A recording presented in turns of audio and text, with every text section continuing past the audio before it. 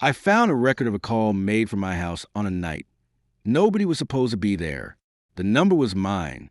The address was mine. The physical line code matched the copper pair I had personally repaired twice. The call came in at 11:43 at night, while my wife and I were supposedly 2 states away helping our daughter move. The caller gave my wife's name.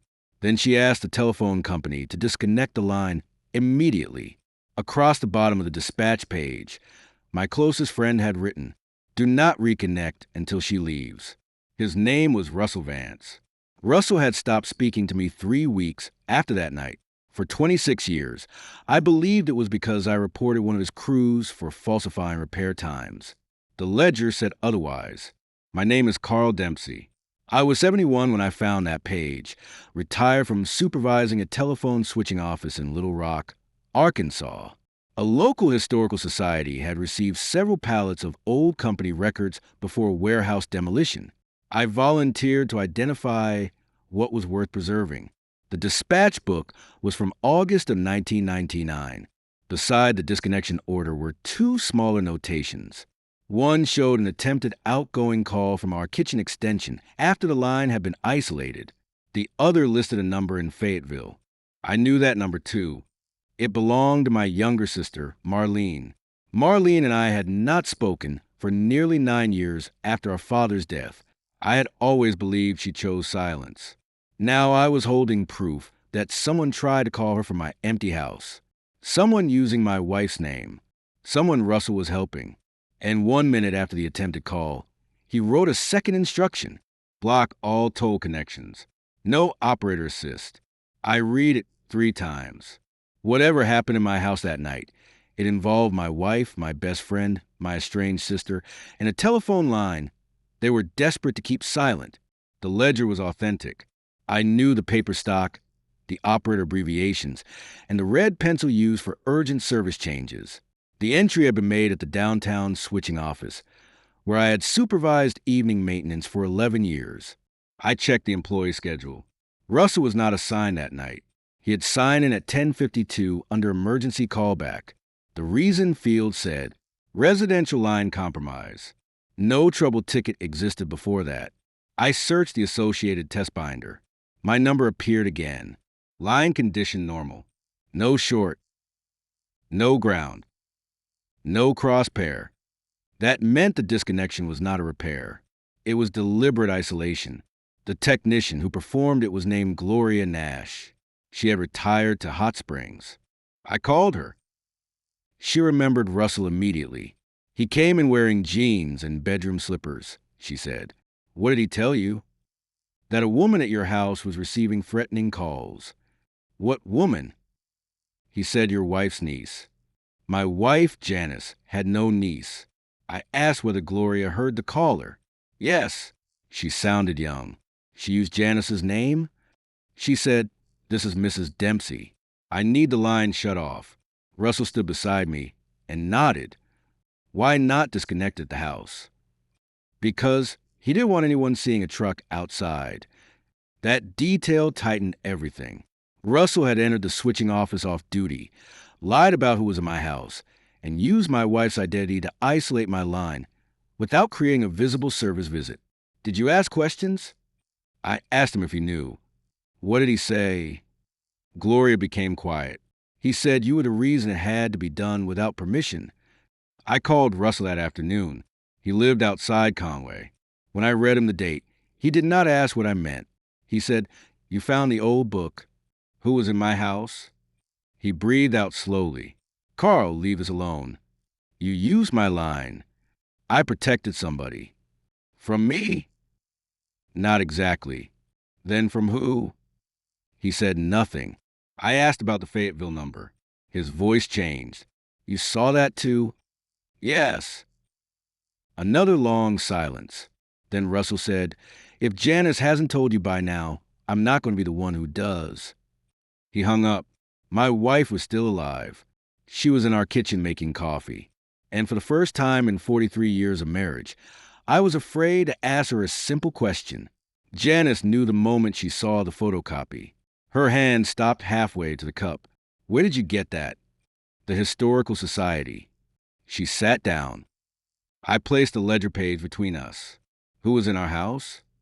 She looked at Russell's handwriting. I hoped those records were destroyed. That answer hurt before I understood anything else. I asked whether she had returned from our daughter's move without me. No. Did you let Russell use the house? Yes. For who? She rubbed both hands together. Talked to Russell. I did. What did he say?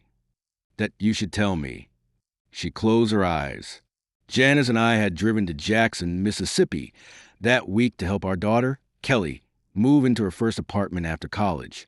We left on a Friday and returned Sunday afternoon. The call happened Saturday night. Our house key had been with Russell because he watered our plants and fed the dog. That explained access. It did not explain the woman. I went through our old household calendar. Beside that weekend, Janice had written, Kelly move, Russ's key. In the margin was a small letter T inside a circle. I had seen that mark years ago on telephone messages Janice took for me. I always assumed it meant telephone. Now it felt like a name. I checked old long-distance statements. The regular bill showed no completed call from our number that night because the line had been isolated before connection. But a manual operator sheet survived in the ledger pocket.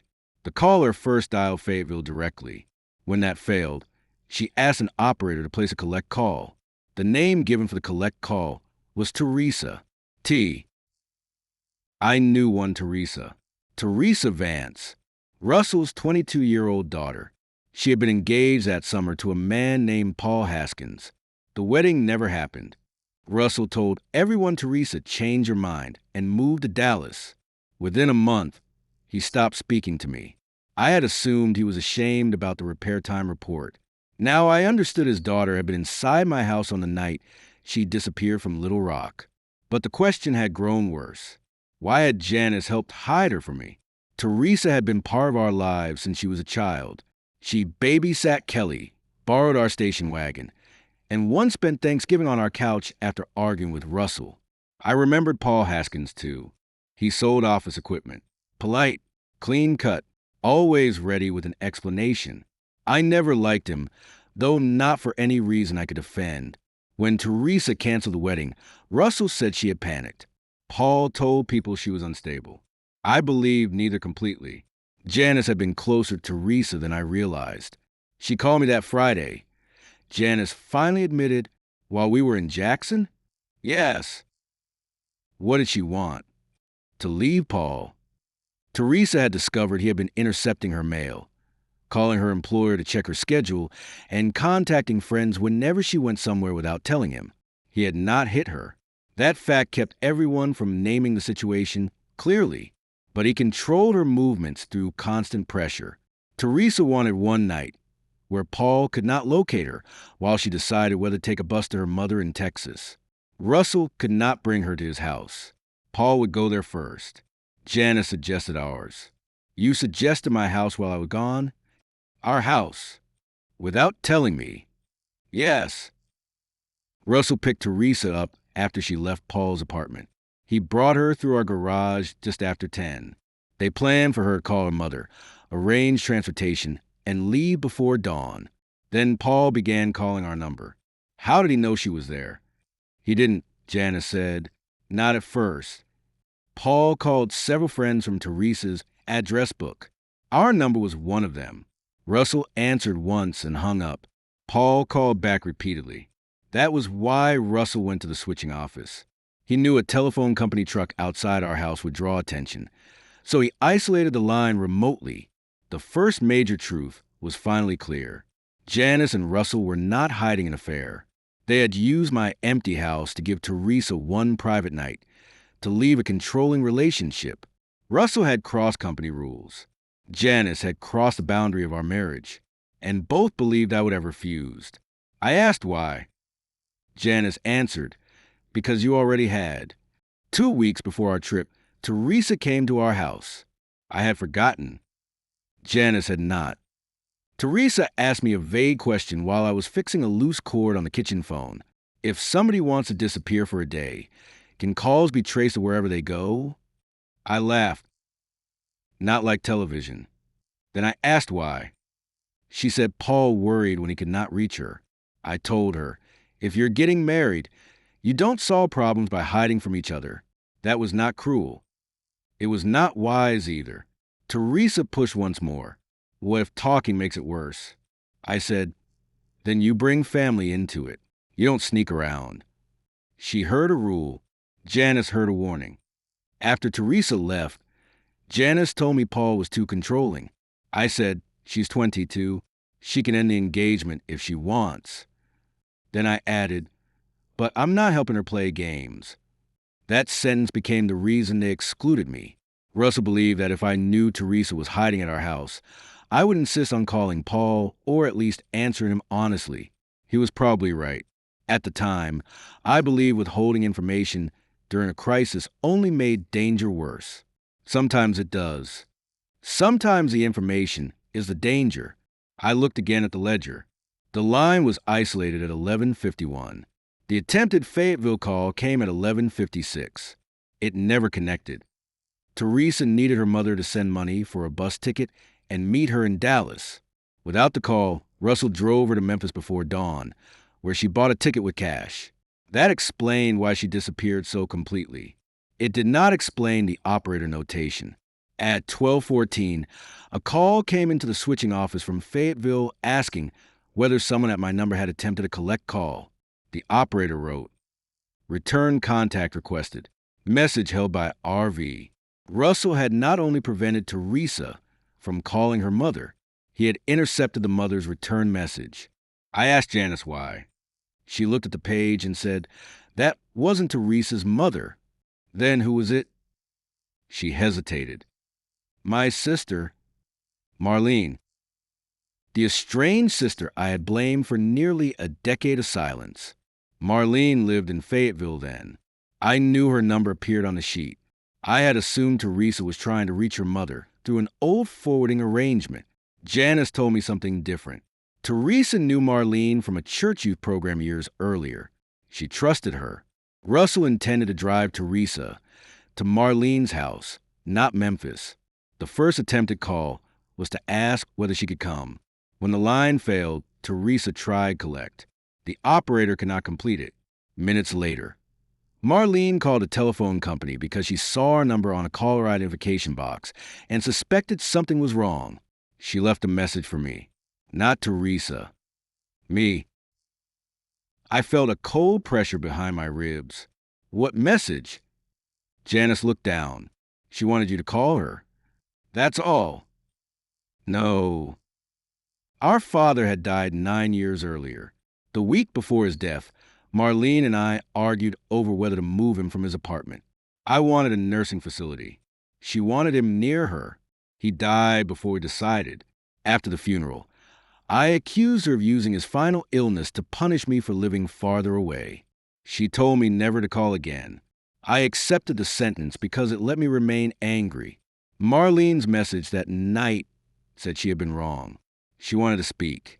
She had recently learned from our father's old neighbor that he had asked to stay near her. She had not invented his preference. She wanted to apologize for the funeral fight and explain. Why would Russell hold that message?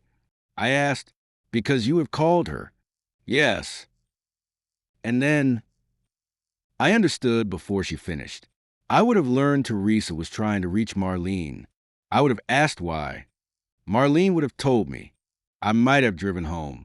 I might have called Paul, believing I could calm him or force a conversation. I might have exposed Teresa's location before she was safely away. So Russell blocked the message. Yes. For one night. That was a plan. But I never received it later. Marlene never called me again. For years, I told myself she had chosen pride. Janice and Russell knew otherwise. They let me believe it because the truth would reveal everything they had done. The mystery was no longer only about one protected night. It was about 9 lost years with my sister. I called Marlene from our kitchen. She was 74 and still in Fayetteville. When I said my name, she answered, "You found out. Not hello. Not how are you. You found out." That hurt in a different way. You knew the message was blocked? Not that night. Russell called her the next morning from Memphis. He explained that Teresa was safe, but asked Marlene not to call me yet. He said I would return home, confront Paul, and turn a quiet escape into a family crisis. Marlene agreed to wait. For how long? I asked. A week. Then why didn't you call? She was silent. Because I was ashamed. She had needed Teresa to trust her that night. Helping Teresa gave her a chance to feel useful after years of guilt over our father. Then, when the danger passed, calling me meant admitting she had participated in hiding something from me. She delayed. Russell delayed. Janice delayed. The week hardened into years. That was the second major truth. Russell did not intercept Marlene's call only to protect Teresa. He also believed I was too rigid, too quick to confront, and too convinced that honesty meant immediate disclosure. He was right enough to be dangerous. Janice kept his decision secret because she agreed with him, but she also benefited. Our marriage had been tense after my father's death. Marlene's apology might have reopened the entire argument. Janice wanted peace. She wanted our daughter's move to remain calm. She wanted one weekend without another family crisis. So she accepted the blocked message. Then she protected the outcome she preferred. You let me blame Marlene, I said. Janice nodded. I told myself she could call again. You knew she had. Yes. You took away my chance to answer. Yes. Her voice broke. I asked Russell to come over. He sat at our table the next evening. I thought I was stopping you from making a mistake, he said. You stopped me from making any decision at all. I know. You protected Teresa. Yes. You also cost me years with my sister. Yes. No excuses. That made the anger less satisfying. I had given them reasons to fear my reaction. They had turned that fear into authority over my life. Both truths fit. Neither made the other smaller. Teresa lived in Austin. She agreed to meet us 3 weeks later. She was 48, married, and managed a nonprofit employment program. Russell came. Janice came. Marlene joined by telephone. I almost refused that arrangement. Then I realized I was still trying to control how difficult conversations occurred. Teresa told me Paul never found her in Memphis. She stayed with her mother for several months, ended the engagement by letter, and later spoke to him once with a counselor present. Paul apologized for some things and denied others. There was no dramatic villain, only a young man whose fear of losing someone became a reason to control her, and a young woman who waited too long to call it what it was. Did hiding at our house help? I asked. Yes. Was shutting off the line necessary? I thought so then. And now? She looked at Russell. I think we were scared enough to make every choice feel necessary. That was honest. She apologized for never contacting me. I thought Janice told you later. Janice said, I almost did. I laughed once. Everyone in the story had almost done the right thing. Russell and I did not restore our old friendship. We began something smaller. Coffee every few months. No automatic trust. No pretending the repair time dispute had been the real reason for our silence. Marlene and I spoke again too. We lost 9 years that no apology could return. Our relationship improved, but we never became the brother and sister we might have been without that missing call. Janice and I stayed married. The hardest part was not accepting that she helped Teresa. I respected that. The hardest part was accepting that she knew Marlene had reached toward me and chose not to place the message in my hands. I was afraid you'd blow everything open, she said. You might have been right. I know. That still wasn't your choice. I know that too. We lived with those two sentences for a long time. The Historical Society digitized a ledger last year. Before they did, I asked permission to make a full-size copy of the page.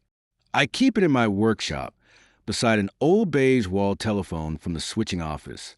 The phone is not connected to service. Sometimes my grandchildren pick up the receiver and ask why there is no sound. I tell them it needs a line. Last month, Marlene called while Janice and I were eating dinner. The telephone rang in the kitchen. I looked at Janice. She said, "You should answer," not because she feared I would miss it, because we both heard the history inside the sound. Marlene wanted advice about moving closer to her daughter. We talked for 20 minutes. No apology, no old argument, just rent prices, doctors, and whether she could tolerate Texas summers. Afterward, Janice asked what she had decided. "I don't know." "You didn't tell her what to do?" "I'm improving." She smiled, but not enough to make the past disappear. Russell's handwritten warning still crosses the bottom of the service record. Do not reconnect until she leaves. At first, I read it as evidence that my wife and my closest friend had used my house and my name against me. Later, I read it as proof they had protected Teresa. Now I see the whole page. The disconnected line. The blocked toll call. Marlene's message held in the switching office. My home kept quiet, while several people decided which truths I was allowed to hear. They saved one vulnerable young woman from being found before she was ready. They also took a voice meant for me and left it unheard for 9 years. I cannot call either choice entirely wrong. I cannot call both right. The old beige telephone still hangs above my workbench. A few weeks ago, I connected it to a small test set. When I lifted the receiver, a clean dial tone filled my ear. I stood there longer than necessary, listening. Then the phone beside me rang. This time, I answered before anyone else could decide whether I should.